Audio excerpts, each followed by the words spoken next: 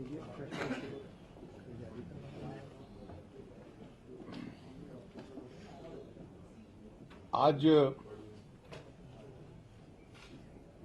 एक महीना हुआ है जबकि प्रधानमंत्री जी ने और सरकार ने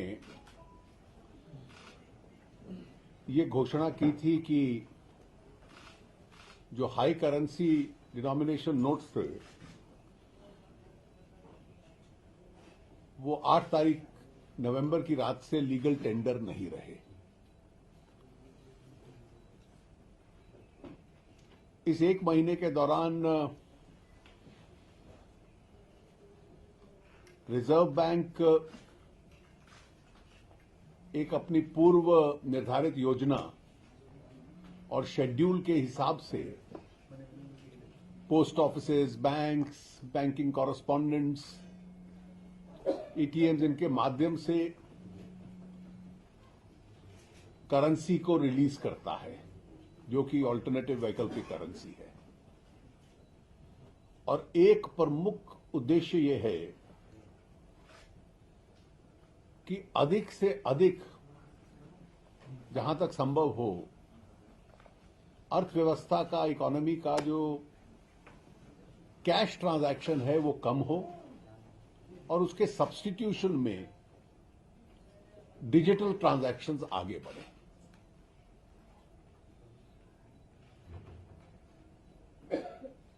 कैश के साथ डील करना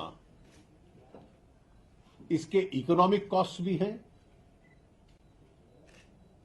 और पूरे डेमोक्रेटिक सिस्टम में भी इसका एक कॉस्ट है जो इनबिल्ट है। कुछ कॉस्ट अपेरेंट है, कुछ इनबिल्ट है।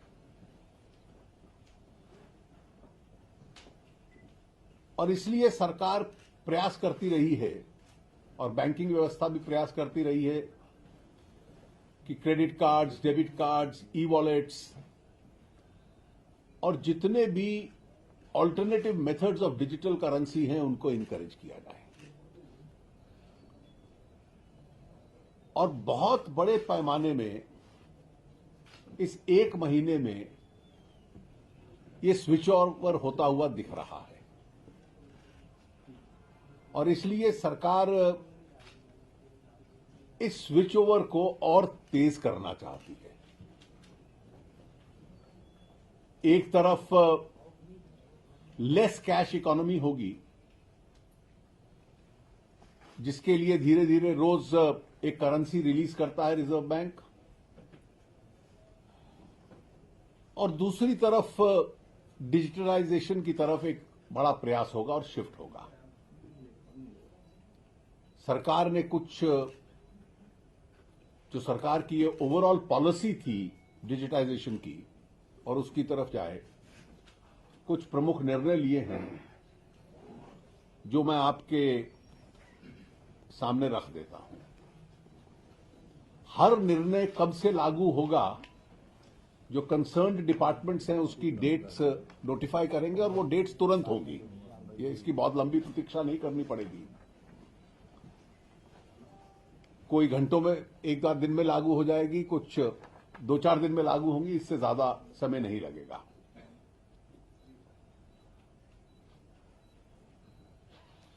₹4.5 करोड़ कंज्यूमर्स रोज पेट्रोल और डीजल खरीदते हैं पेट्रोल पंप से और इसकी जो डेली सेल है लगभग 1800 करोड़ रुपए के करीब है।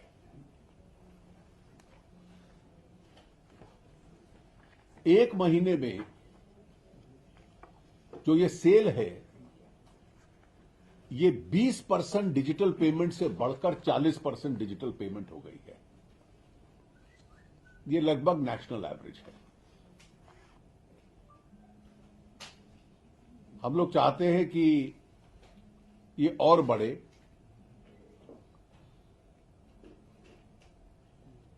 और केवल जो एक महीने में बढ़ी है इससे कैश रिक्वायरमेंट पर डे की 360 करोड़ रुपए की कम हुई है। और अगर ये मौजूदा लिमिट से 30% और बढ़ती है तो लगभग सालाना रिक्वायरमेंट कैश की 2 लाख करोड़ रुपए कम होती है। That is money in circulation. और इसलिए जो नोटिफाइड डेट की जाएगी, जो कंसर्न डिपार्टमेंट इसकी घोषणा कर देगा, जो डिजिटल मोड से पेट्रोलियम प्रोडक्ट्स, ऑयल और पेट्रोल और डीजल खरीदेगा, उसको 0.75% का डिस्काउंट मिलेगा। So petrol and diesel will be cheaper for those who pay for the digital mode. ये सरकार ने पहला निर्णय लिया है।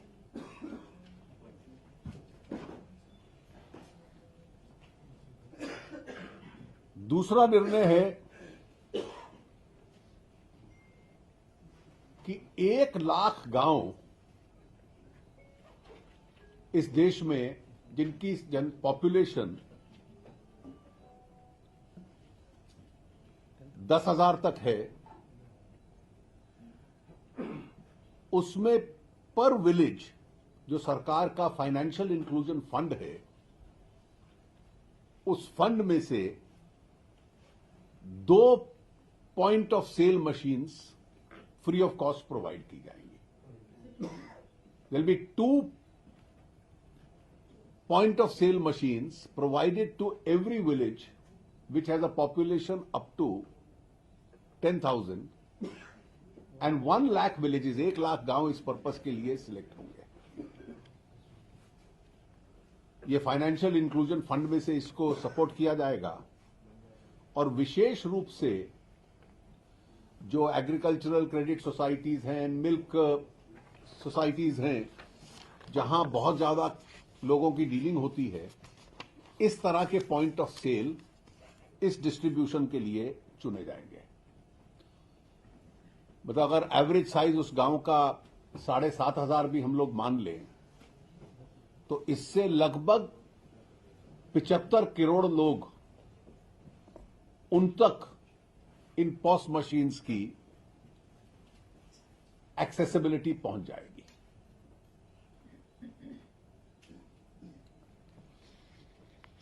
तीसरा निर्णय सरकार ने लिया है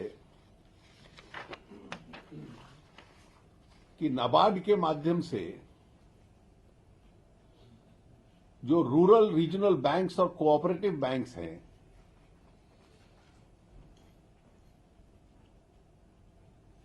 वो 4 करोड़ 32 लाख किसान जिनके पास किसान क्रेडिट कार्ड हैं, उनको रुपे किसान कार्ड देगी, जिनके माध्यम से वो point of sale machines, micro ATMs और एटीएम्स तक ट्रांजैक्शन कर पाएंगे। जो उनकी स्वाभाविक क्रेडिट लिमिट्स हैं, वो लिमिट्स इस पे लागू होंगी। चौथा निर्णय सरकार ने किया है कि जहां जहां सबर्बन रेलवे नेटवर्क है, उन सबर्बन रेलवे नेटवर्क्स में जो लोग मंथली और सीजनल टिकट लेंगे डिजिटल मोड से पेमेंट करके,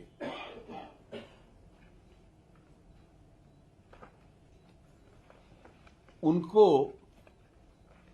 उन टिकट्स पे रेलवेज 0.5% का डिस्काउंट देगी।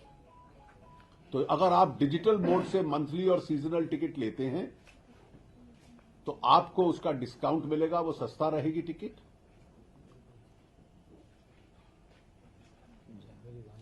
और ये 1 जनवरी 2017 से लागू होगा और मुंबई सबर्बन रेलवे के साथ इसकी पहली शुरुआत होगी।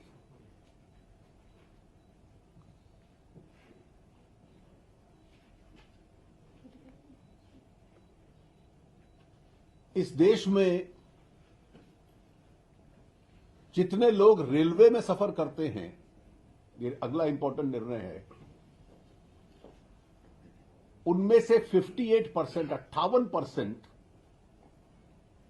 आज भी ऑनलाइन टिकट्स रेलवे की बुकिंग करते हैं।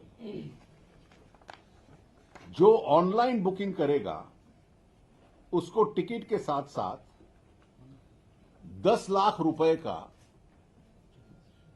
एक्सीडेंट इंश्योरेंस क्लेम मिलेगा।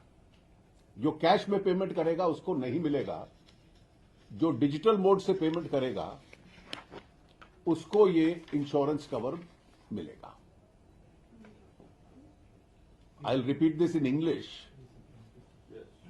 that for all railway passengers who travel by Indian Railways, 58% are already paying for their tickets online.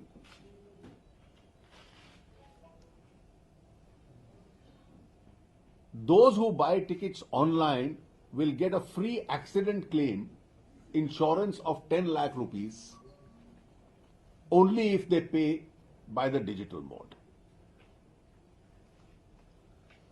अगला निर्णय भी रेलवेज का है। Railways catering, accommodation, retiring room, ये सब पेमेंट बेस्ड फैसिलिटीज हैं जो रेलवेज देता है। जो भी इन फैसिलिटीज के लिए डिजिटल मोड से पेमेंट करेगा उसको रेलवेज 5% का डिस्काउंट देगा। So all other facilities like accommodation, catering and retiring room which railways charges for, if payment is made by the digital mode, the facility will be 5% cheaper. अगला निर्णय बहुत महत्व का है। पब्लिक सेक्टर इंश्योरेंस कंपनीज जो हैं वो general insurance companies भी हैं और लाइफ इंश्योरेंस में भी हैं।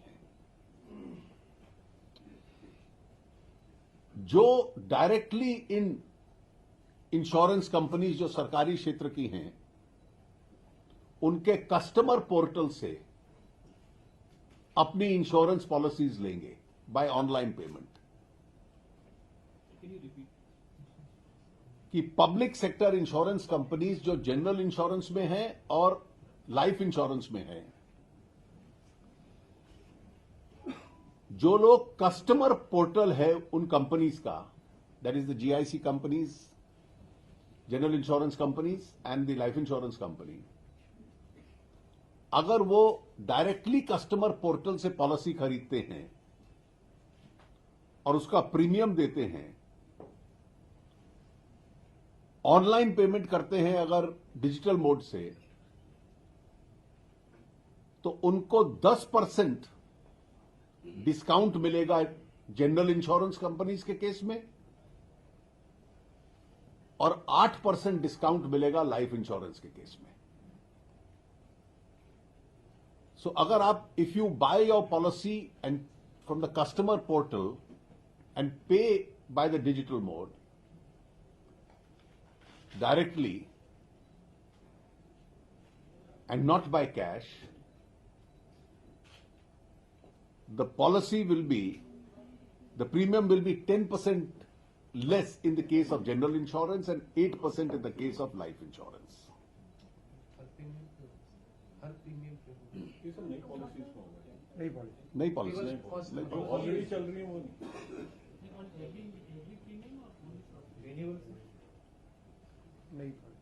New policy sold. on the first policy. जितने भी सेंट्रल गवर्नमेंट के डिपार्टमेंट्स हैं या सेंट्रल पीएसयूज हैं, वो इंश्योर करेंगे कि उनके साथ जितने संबंध लोगों के हैं, जो ट्रांजैक्शंस होते हैं, उसमें ट्रांजैक्शन फीस और एमडीआर चार्जेस जो डिजिटल पेमेंट में कई बार इन्वॉल्व रहते हैं, उसका बोझ किसी कस्टमर के ऊपर न आए। So if you are dealing with government और PSUs and you make payments on by the digital mode, the transaction fee or the MDR charges, the governments will ensure that these are not leviable. This is on state governments as well? Central PSUs. I've said central government and central PSUs. PSU banks ने कई establishments को, लाखों में establishments को POS terminals, micro ATMs, mobile POS terminals, ये सारे provide करते हैं और वो डिजिटल पेमेंट के लिए एक इंस्ट्रूमेंट बन जाते हैं। पीएसयू बैंक्स ये इंश्योर करेंगे कि इनमें से कोई भी ये सुविधा डिजिटल पेमेंट की जो प्रोवाइड करेंगे, POS terminals, micro ATMs, mobile POS, उनका जो रेंटल है, किराया है, वो 100 रुपए महीने से अधिक न हो। तो the cap of 100 rupees will be there. आज ऑलरेडी 6.5 लाख मशीन्स जो पीएसयू बैंक्स ने प्रोवाइड किए हैं, 6.5 lakh machines which have been provided by PSU banks are existing today. More will be provided. So even the existing machines will be entitled to this cheap rent facility. आज मैंने दोनों सदनों में already एक notification सरकार का रखा है कि 2000 रुपए तक की जितनी ट्रांजैक्शंस हैं,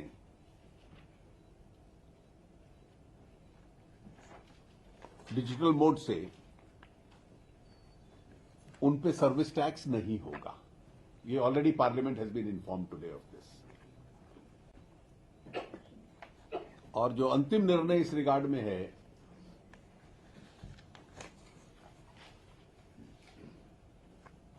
कि जो टोल प्लाजास पे, नेशनल हाईवेज में फास्टैग या आरएफआईडी कार्ड्स का इस्तेमाल करते हैं और उनकी डिजिटल पेमेंट करेंगे, द यूजर ऑफ दैट, उस पे भी उनको 10% डिस्काउंट मिलेगा।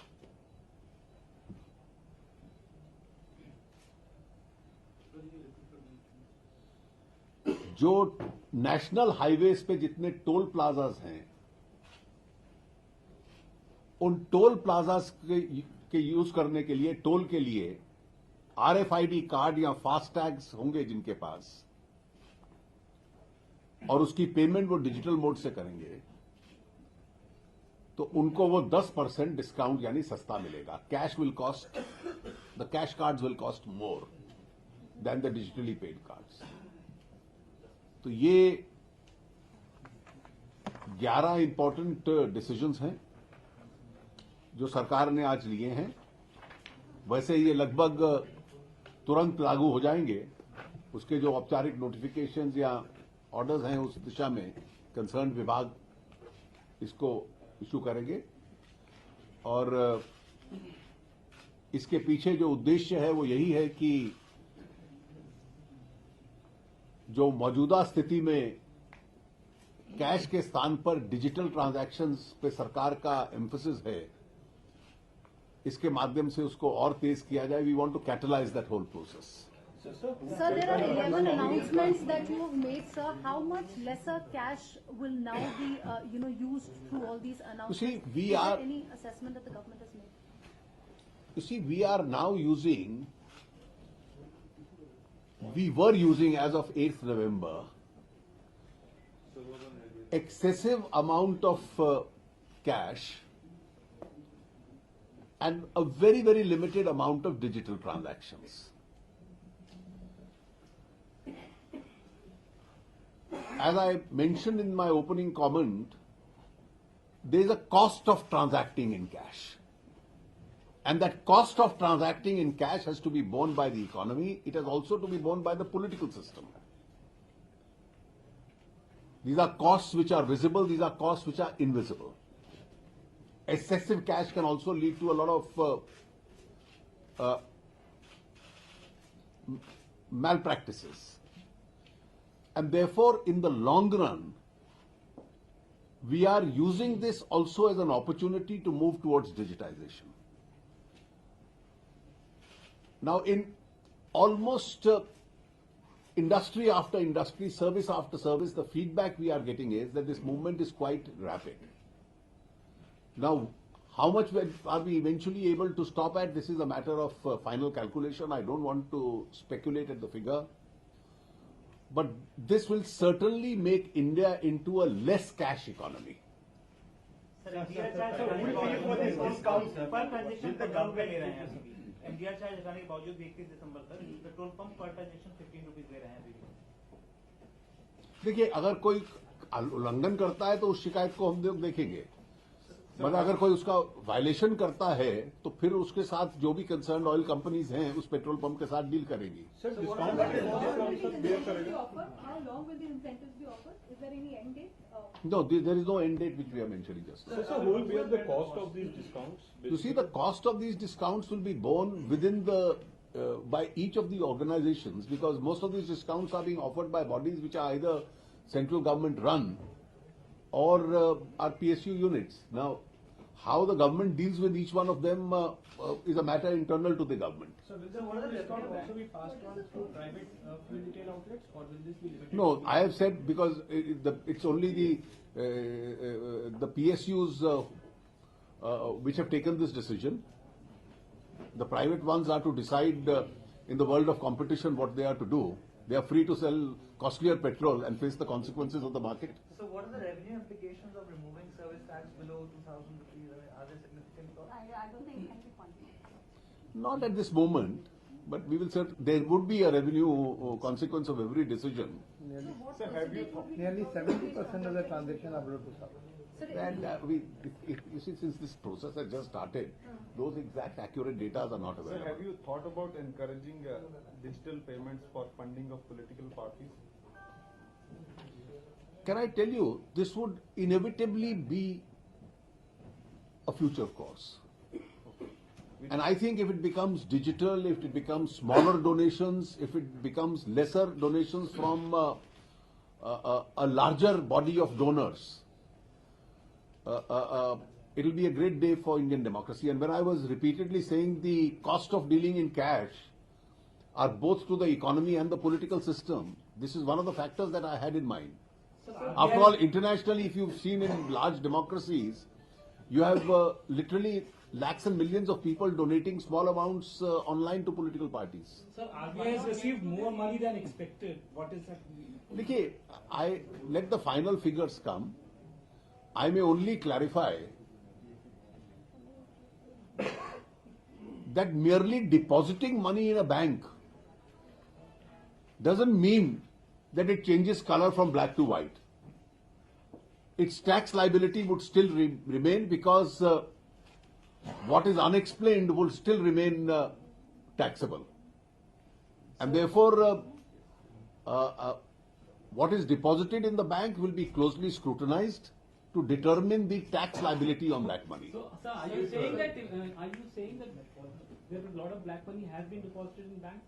No, I am not saying that, but ultimately it's for the revenue officials of the tax department to determine. The mere fact that money has come into the bank doesn't make it change colors. But sir, would you agree that your claim which the Attorney General gave to the court that you... I am not making stands any. false? Nikki, I am not making any comment on any claim. These are only No, sir, this was potential. government's claim, because you initially said No. there's a lot of black money. The government kept saying, and now you're changing goalposts, you're moving to You digital. see, anybody would be too naive to believe that there was no black money in India.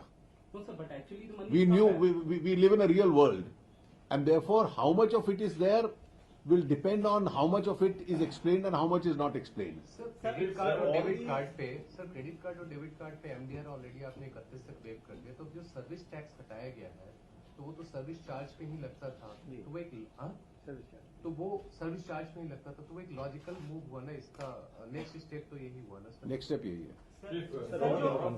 Chennai से Waivers, exemptions, discounts which you have announced today. Now, a lot of people will be waiting whether these are long-term measures or short-term. At the moment, I have not announced any end date.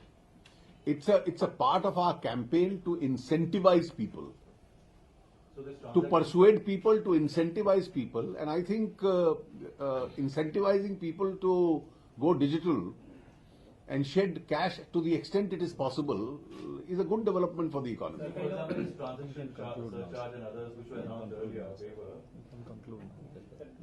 Digital को बढ़ावा देने के अलावा लोग कह रहे हैं ये भी जो कैश ट्रांजैक्शन है उसको इंसेंटिवाइज किया जाए। देखिए, आज जितना निर्णय सरकार ने लिया मैंने आपको बता दिया है। सर, चेन्नई में आईटी विभाग ने 70 करोड़ नए नोट पकड़े हैं। तो ये जो पूरा जो सिस्टम चल रहा है बैंकिंग सेक्टर पे कुछ नहीं, वो इनके प्रश्न का उत्तर देता है जो कह रहे थे कि ब्लैक मनी कितनी है। Also, but the banking system is itself involved. We've seen so many branches. So they will be, you see, if somebody misconducts himself, he'll be held accountable. After all, there are bank officials who are being held accountable. If more complaints come and more evidence comes, certainly they'll be brought to book. So the service tax exemption up to 2,000 rupees that applies also to net banking or is it only to card transactions? All digital transactions. And so any revision on the limits that could happen? अभी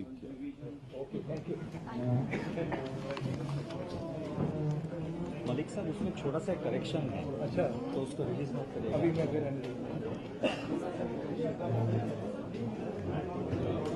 चलो भाई,